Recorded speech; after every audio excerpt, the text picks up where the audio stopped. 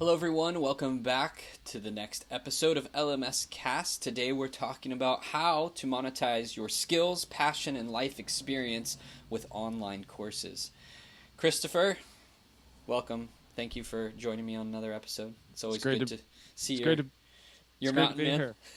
Your mountain man. I'm actually not a mountain man today. We're both in the same state. We're both in California. I'm down in Los Angeles right now, and you're in Santa Cruz. And we'll be together shortly. In the middle, we're going to Big Sur, which is a mountainous region, very beautiful, overlooking the Pacific. So can't wait to see you in a couple days. I know, it's going to be exciting. And you are close to my stomping grounds where I lived in LA. You got some San Gabriel Mountains back there. So that's right. It's good. Yeah. Well, I'm excited because today we can apply what we're doing right now to this episode and break down for people how they can look at who they are and what they know and actually create a valuable asset with that. And so I'm going to bat to you, Chris, the first question here, which is let's kind of use a character. How about that? So sure. People, like, I'm a retired teacher. Yep. I've taught, let's say, art classes in the public school system for 15 years. And I understand art. I understand a little bit about the internet. I'm passionate about it. I have a lot of experience as an artist myself doing various things. But I don't know what to do. I don't know how to actually take everything that I know. And I'm very confident in my knowledge, but I don't know how to take that knowledge and do anything with it and make it something valuable and consumable for a business, for a passive business or a relatively passive income. So where would you tell someone like me to start? At first, I think I would try to help you get, as an artist or an expert of any kind, get really clear on where you are, where you're standing, what the opportunity is, and what problems you could solve, and what the road looks like ahead. Mm-hmm. So if I'm an artist, I'm looking to monetize my skills, passion, and life experience as an art teacher, I'm really solving three different problems. Mm-hmm. The very first problem is often income. Maybe I'm retired, but I'd still like to have a little bit more money than my retirement. Maybe I don't have a retirement. Maybe I have travel plans. I just want more money. Or maybe I'm a little bored and I don't want to be retired and I want to do something, but not for free. I want to generate money from that.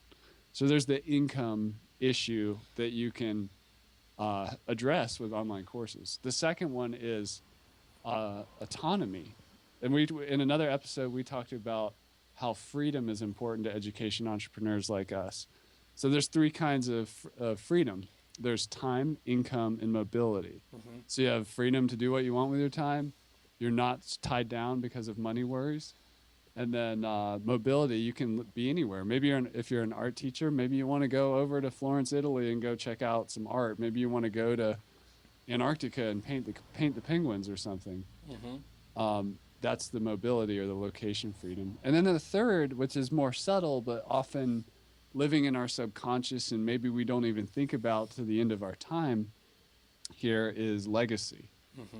Okay, I taught a lot of kids in school about art, but I impacted whatever over the years, 200, 300, 400 students. What if I could impact 1,000 or 10,000 or 1,000,000 students? Well, that's the crazy thing about the internet, is you can. Yeah, it's actually possible. So income, autonomy, and legacy. Those are the three things that you can do with online courses, and you can have a lot of fun doing it. Yeah, and I think the thing about the online course space that's exciting is that it can actually just be a magnification of other things that you want to do. So, for instance, maybe you already do in-person workshops, or you do a class at the community center, or you work at a nursing home, doing art therapy. You can take this and use it to magnify that. Like, that's what I love about the online course space, is it's never I don't feel like it ever really detracts, Mm-hmm. And I think a great example of that is the observation of how many tech companies are now adding a paid premium education portal to whatever their product and service was. So I think that it can only enhance what you're doing. But again, I'm this artist here, and I Yeah. don't know where to start. So I got the ideas. I like what you're talking about. Like, what pain am I solving? Hmm. So So now we know where we are. right. So we've got. So Yeah. maybe I'm just saying I'm going to teach watercolors. Okay. So I'm teaching the pain I'm solving is people who have a desire to paint in watercolors, but they don't have a system or an approach or a method, or they don't know where to go. They don't know how to get going. So Absolutely. that's who my target is. Um, so So what's next? I'm gonna assume like you're a good teacher and you Okay. have like a methodology and approach to watercolor that you've done it 1,000 times, that you're ready to do that. You're just trying to transition that to the internet. Yeah, and let's unpack that just a little bit, because I do think that's really key.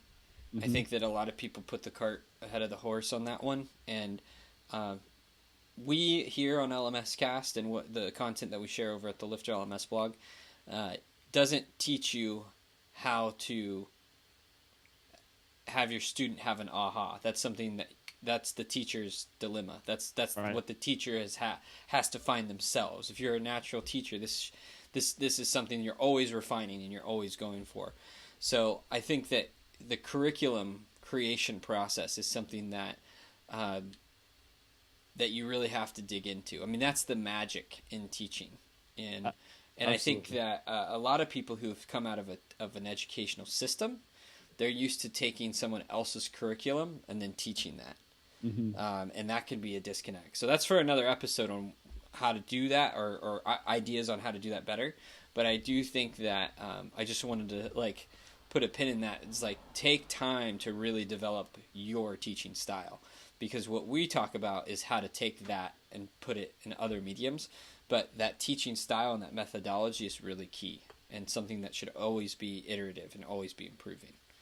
Absolutely. Well, now that we have that, we really have two choices. The first choice is what's in the short term, the most economical is I can create my course. I'm going to get a learning management system or online course technology like LifterLMS. I'm just going to dive all into it. I'm going to figure it out.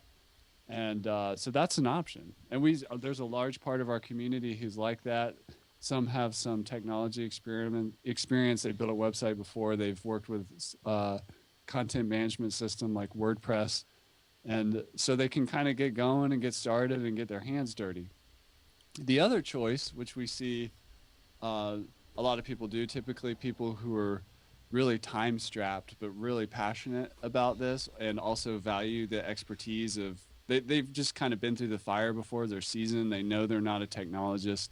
They want to leverage the strength of other, like a technology partner. We have a service called Boost where those people come in and then in and out in 5 days they've got their online course site up and rolling, Mm-hmm. and we let them be the teacher. They got to provide the content, like you said. They have to have the framework and everything, but we take care of all that Mm-hmm. stuff. So it just depends. That's a choice of where to go. And I think we could talk about a few mistakes. Like some people underestimate the technology part, and they want to they don't realize that they're going to have to learn this whole skill set of like building a website and what is hosting, what is a content management system and so on, which is totally fine. And it's never been more approachable and easy to learn, but there is an opportunity cost of time and learning there. So that's the One next hundred step. percent. 100%. Yeah, I think if you can focus on being the teacher and creating the best course, technology will, in a lot of ways, take care of itself. And if you're willing to make an investment, which I think the wise teachers do make Hmm. an investment, you work with people like us or other shops that can help you set this stuff up, so the technology really just doesn't get in the way. So I really love that.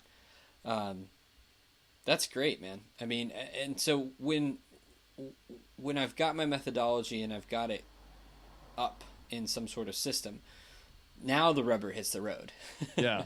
So what happens after that? Well, I think you've talked a lot about this, Joshua, is like the difference in an online learning environment versus in person. Or like you said, you can add on, or as like I say, blend it with some live events and things. But in an online learning environment, engagement is key. And also having an iterative mindset is key. So just because you got it up, it's out there, people are buying your courses, that's fantastic. But the true serious education entrepreneur is now going to begin a series of experiments and tests to try and make the content more effective, more engaging, higher impact, better results for the students. And just, they're talking to students, hey, where'd you get stuck? They're looking at their, like if they're using LifterLMS, they're looking at their analytics, they're seeing which lesson people are struggling with or not completing, and they're trying to solve that so that they can deliver a course that people actually finish and actually get the result and the highest possible value they can. Yeah, that's huge. That's huge.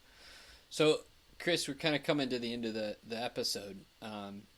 If you could sum it up quickly, what are the key things that someone who's transitioning their life experience and knowledge and passion into an online course, like what are the big meta ideas here that they need to take hold of? The meta ideas are, there's three of them. Number one is take a step back, get a lay of the land, realize where you're at and what problems you're solving, be that income, autonomy, and legacy. The second thing is to make that decision between, all right, am I going to become a technologist or am I going to find a technology partner like us at LifterLMS and get my course out the door? And then the third is just continuous improvement. You got to keep making it better. Just because it worked in your in-person art class when you're like standing over the shoulder, you might need to modify your approach and try different things to help deliver that same impact in the online format. So keep testing, and the key word there is engagement. Yeah. Keep people engaged, define metrics that say, okay, because of this, that means they're more engaged, and then just keep making it better and better over time and, change the world. It's awesome. I love it. Well, thank you so much. And as always, you can reach me at jmillage on Twitter or at Chris Badgett. And we love to have conversations over there with you. So thank you so much, and we'll talk to you next week.